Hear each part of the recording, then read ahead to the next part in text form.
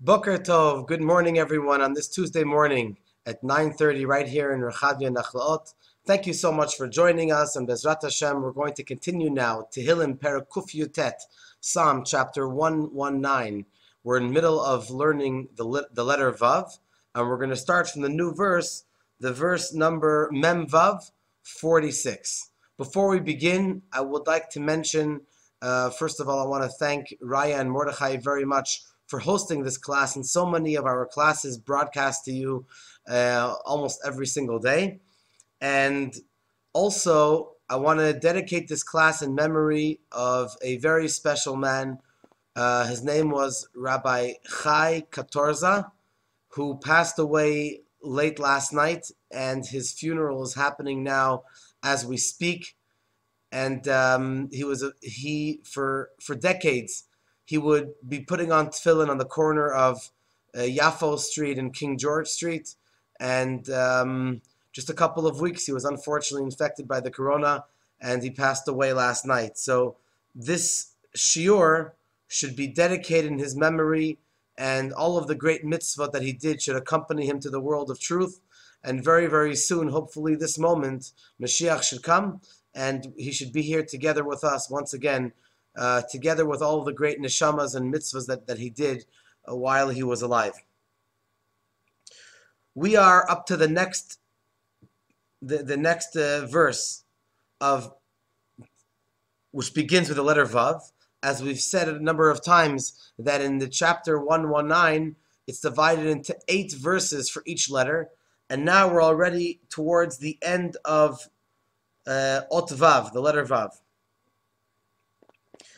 And so David HaMelech, King David, says as follows. Let's read this together in your Tehillim, whichever text you have. Va'adabra ve'edotecha neged melachim. I will speak of your testimonies before kings. In other words, in front of kings. Neged can also mean opposite, against. And we'll see soon one of the interpretations of that. But the simple interpretation is, I will speak of your testimonies before kings. No matter how you interpret the word king, David HaMelech wants to publicize the knowledge and the existence of Hashem in the world. And then he continues, V'lo evosh, and I will not be embarrassed. I will speak of your testimonies before kings and not be embarrassed. So there's a very beautiful interpretation over here. First, let's discuss the interpretation of the Meiri. The Meiri was a Rishon. He lived around, more or less, around the time of Rashi, around 950 years ago. He was from the Rishonim. And he says as follows. Based on the Mitzudot, kings over here refer to Torah scholars. And David HaMelech proclaims that if Hashem will grant him understanding, be'edotecha, in the mitzvot, in the Torah, then he will be able to speak in front of the Torah scholars without being ashamed, since his words will be accurate. In other words, to speak in front of a Talmud Chacham, it takes guts, because a Talmud Chacham is well versed in the Torah. And the regular person that wants to discuss, we're not talking about asking a question. Asking a question, you can ask any question in the book. A person should never refrain from asking a question, because when we ask, we learn. If we're ashamed to ask, then we'll never learn. But then there's another thing of having a discussion with a Talmud Chacham, with a Torah scholar, and if you're missing knowledge in the Torah, then it's almost like embarrassing, because you can't really have a normal conversation, because the Talmud Chacham, the Torah scholar, is miles ahead of a regular person. So David HaMelech says that, please God, when I learn your Torah properly with Siyata Dishmaya, then I can speak with anyone in Torah. David HaMelech was being humble, as if his own learning Torah is not really on a very high level, And when he learns Torah the way it's supposed to be, one of the brachas that we do before learning Torah is that Hashem should inspire us to learn Torah the way it's supposed to be, not in a way that one can misunderstand the authentic interpretation of the Torah. So David the Melech says, "V'lo evosh," I will not be embarrassed. I will be able to have a conversation with the melachim, with the kings, in learning Torah. There's one more point that I want to mention over here that I think is important before we move on. And that is that our sages teach us that Torah scholars are called kings. In the literal Aramaic words, man malki, who are kings? Rabbanan, Torah scholars.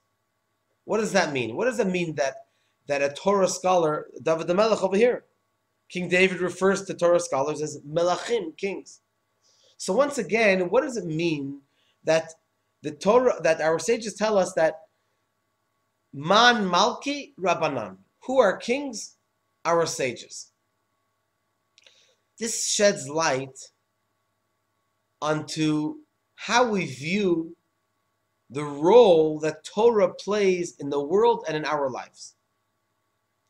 One can choose one of two methods of how to view the Torah. You can say that the world is a regular world and everyone runs their life the way they should. And then Torah plays a small or a specific role in my life, in one's life. In other words, that occasionally one learns Torah. Occasionally one does mitzvahs. But that's not the general framework of that defines the person's life. Or a person can say that Torah runs my life. Ki heim chayenu v'orech yameinu. For the Torah and mitzvot are my life and the length of my days, and the length of our days. In other words, just like one cannot take a vacation from breathing, so too a person cannot take a vacation from Torah. It's a very, very sensitive subject now that unfortunately many people are struggling with the concept of breathing because of the pandemic, unfortunately. And so hopefully we appreciate, we value much more this concept, the gift that Hashem has given us to be able to breathe. And so if we view Torah as being something which is part and parcel of who we are, then it's a whole different subject. Then we're saying that the Torah runs our life, not in a derogatory way, God forbid, rather in an uplifting way. What a merit we have that Torah runs our life. Whenever we have a question, we ask the rabbi, we consult, even if it's a question which is not necessarily part of Torah, how to do the mitzvah per se.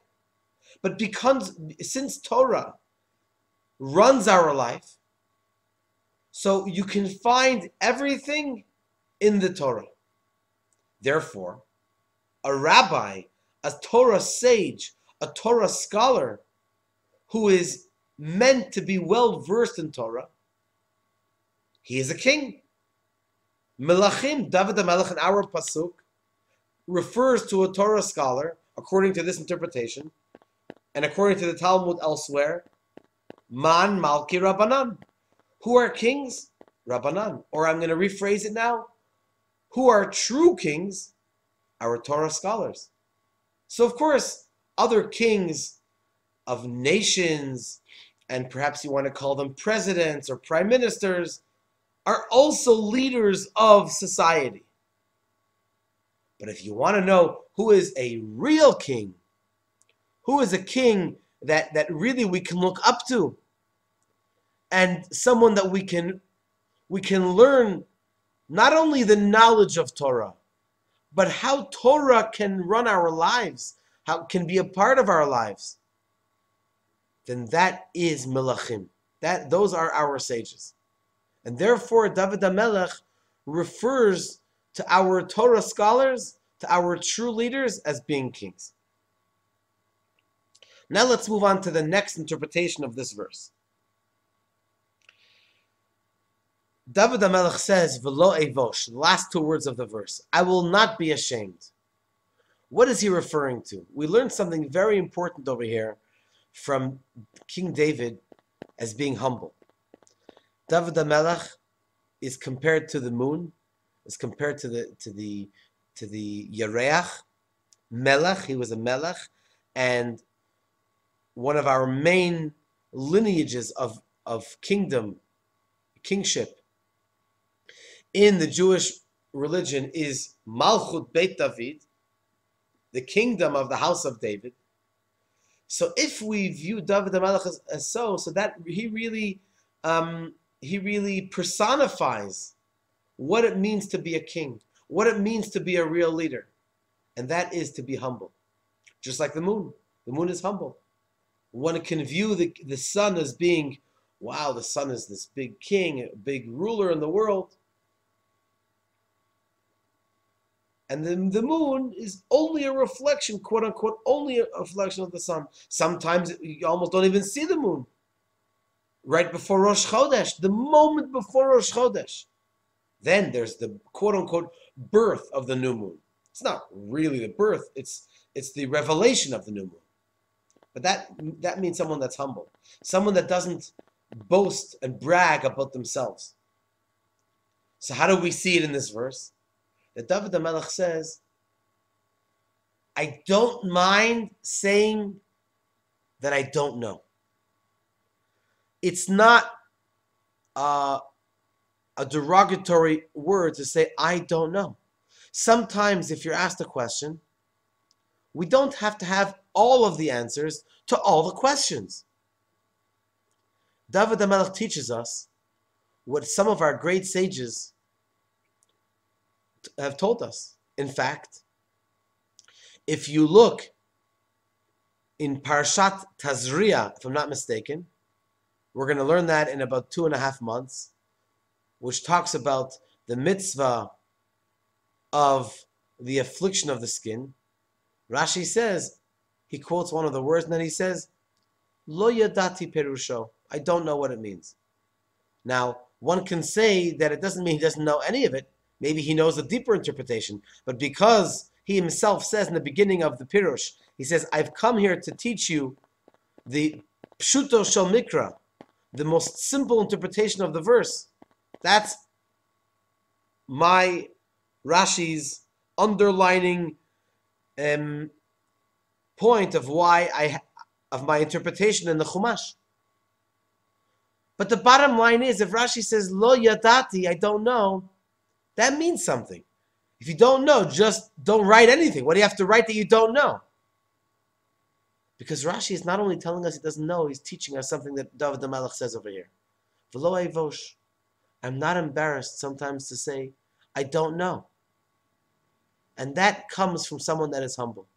If someone is an egotist, then they will refrain from saying, I don't know. Because somehow they think that it's pogea, that it's taking away from their greatness.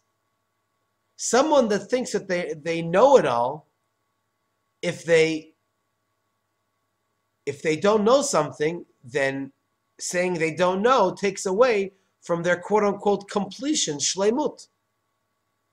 But someone that feels himself as being humble, and everything that they know is a blessing, so if one does not know something, it's not so bad. It's okay. It's okay not to know. It's okay to learn. It's okay to strive to know more. And that in of itself, these two words, v'lo evosh, that itself is a lesson for us how we are supposed to view ourselves as far as our knowledge in the Torah.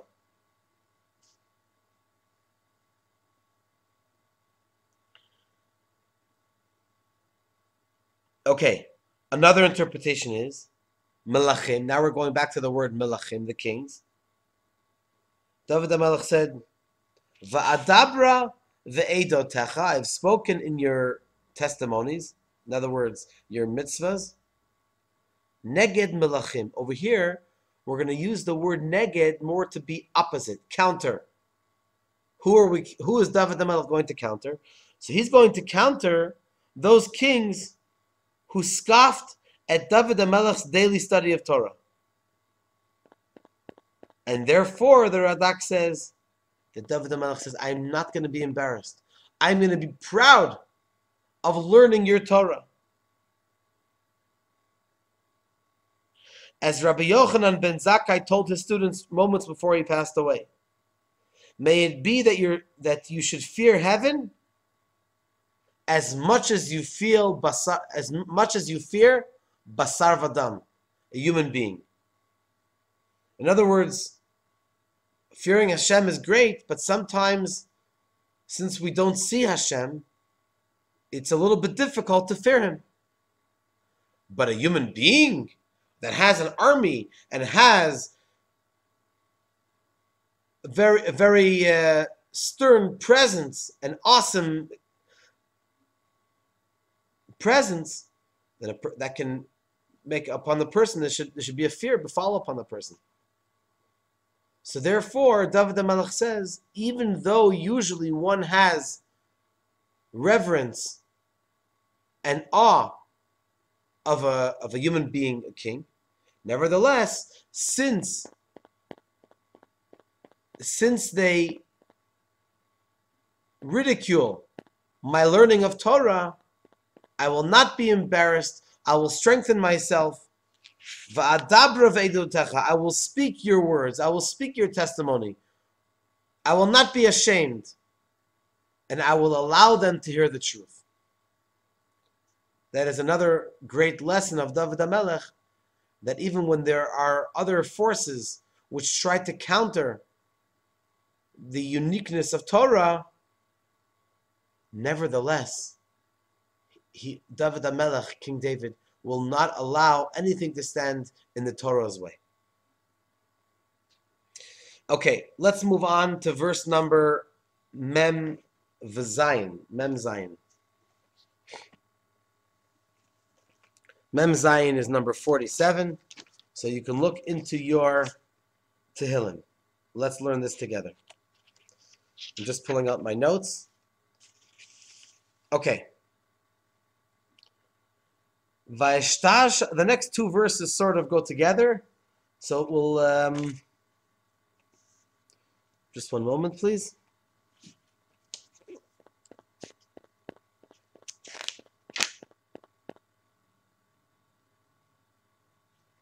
Okay.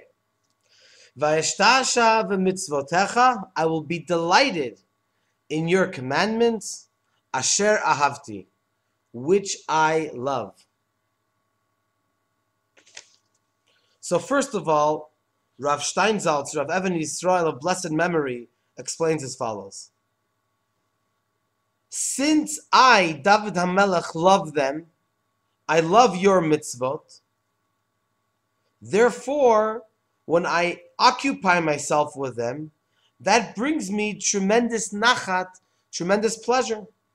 Sha'ashuim, delight, pleasure. Then we have another interpretation that this verse is almost as if a prayer to Hashem. Up until now, we've explained, Rabbi Steinsaltz has explained, that this is a fact. David HaMelech is stating that since I love your mitzvahs, therefore it brings me pleasure to observe them. According to the Tehillim Pinchas, he says as follows, that it's a prayer similar to the next verses we'll see in a moment, verse number Memchet. But now we're doing Mem Zayin. David HaMelech is praying to Hashem. Eshtarsha, please Hashem, please help me get involved constantly in your mitzvot, which I love them so much. In other words, I'm not looking for royal honors. I'm not looking for pleasures. My entire honor and pleasure, I wish, I would love, I pray, I aspire that they should be in your observance and involvement in your mitzvot, Hashem. So it's almost as if a prayer.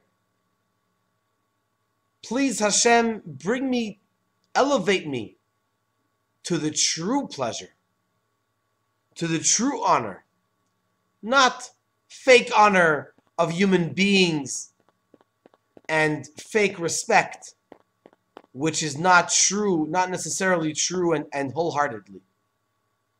Rather, Hashem, please help me that I should come to the level that learning your Torah and observing your mitzvot, that is the true honor and pleasure. Let's move on to the next verse, the final verse of the letter Vav. And it says as follows: Ve'esa chapai el mitzvotecha. 1 second, please. Ve'esa chapai el mitzvotecha. I will reach out to your commandments which I love. Ve'asicha v'chukecha. And study your statutes. The literal meaning of ve'esa chapai is that I will lift up my hands. In other words, I will reach out to your commandments which I love. I will make an effort. I will try hard. Just like when you want to do something, you don't just sit back and take a suntan, but you're proactive. You go ahead and you lift your hands and you accomplish it. I remember in the first year that I was here in Rechavia, there was an elderly man in his 90s. His name was Moshe. He's not alive anymore, but he was so special. One day he called me up and he said he wanted his tefillin to be checked. So I got his tefillin checked. And when I brought him his tefillin, which were all ready, I wanted to help him. He did the hand tefillin, and he was a very active person, and he tried to do all kinds of projects with elderly people. Till today, he remains a great inspiration for me. And I remember that I wanted to help him. It was hard for him to pick up, I believe, his right arm. So I wanted to help him pick up the tefillin on his head so he could put on tefillin properly. And he motioned to me that he wanted to do it on his own. And it wasn't so easy, but he lifted up his hand. And it took a couple of moments, but he succeeded to do it. And I was so impressed of someone who wants to do the mitzvah, wants to do it on his own. Of course, if someone needs help, it's perfectly okay for someone else to put it on. But it touched me, it really inspired me of someone that wanted to do the mitzvah. He lifted his hand and he tried his best to do the mitzvah on his own properly. And that's what David HaMelech wants to do. Ve'esa chapai el mitzvotecha. And I lift my hand, I reach out to do your mitzvot because I love them. When you love something, you'll try your best to do it yourself. You won't just sit back and allow someone else to do it. Of course, if someone can't do it, then someone else can do it for them. It's like the joke that if someone doesn't have if someone it's a sad joke, but someone doesn't have a hand, are you able to do only the head tefillin? You can put it on if someone doesn't have their left hand, you can put the tefillin. Someone else can put tefillin on them on their right hand. If they don't have, unfortunately, both hands, then the head tefillin is a separate mitzvah from the hand tefillin. So someone else can put the tefillin on their head. But what happens if someone doesn't have a head? Do you put the tefillin on the hand? But anyways, the idea is that that a person needs to try their best to do an effort to do the mitzvahs on their own with all their chayut. When you love something, you want to do it on your own. If you want to bring a gift to someone, so if they live far away, or if it's not if it's a busy time, then you can send someone else to do it, or even if you want to surprise them. But if you want to do it on your own, you want to show them your love and affection, you'll try really hard to do the mitzvah, to bring a person a gift by yourself, because that shows your personal touch. It shows your personal effort. So because Asher Ahavti, because David the Melech says, I love your mitzvahs, therefore I reach out, either literally or configuratively, either or, but I try my best to do your mitzvahs on my own. And of course, the asicha v'chukecha, and I will talk your statutes. I will tell over your statutes. One more point before the end of this class, and that is that this prayer, this statement, this verse is also a tefillah, is also a prayer. Va'asacha payal mitzvotecha. David the Melech says, I pray to Hashem. I lift up my hands. You know, when you pray to Hashem, you daven to Hashem and you stand by the kotel, for example, and you plead by Hashem, please bring success and bracha. So just like in a little later on, in chapter 141, David the Melech says, Kitorat tikon tfilati kitorat lefanacha mas'at kapai, that prepare my prayer, my tefillah, like a kitorat, like an incense for you, like an incense. Mas'at kapai, the lifting up of my hand. So too over here, v'esach kapai. It's David the Melech says, lift up my hands. I lift up my hands because I want to pray to you that all of my desire, all of my aspiration is to observe your mitzvahs and v'asicha b'chukecha, and talk about your laws, talk about your statutes all the time. So v'asach hapai is like a hint, an allusion, to allude towards the concept of davening to Hashem, prayer and aspiration. Thank you so much for joining us. Bezrat Hashem, tonight at 7:30, join us for our next class in Seriously Happy. We talk about the fact that soon we're going to have Rosh Chodesh Adar, this Friday and Shabbat. And we already started Chodesh Adar in a sense, because we had Shabbat Mavarchim this past Shabbat. It was such a special tefillah by us in Chabad of Rechavia. And the whole idea that, in a sense, Chodesh Adar, the month of Adar, the happy month, Mishnichnas Adar Marbim B'Simcha, has already begun. So hopefully it's very appropriate for us to have this class of Seriously Happy, how to bring Simcha into every step of our lives. Looking forward to seeing you tomorrow. Thank you so much. All the best. Shalom, shalom.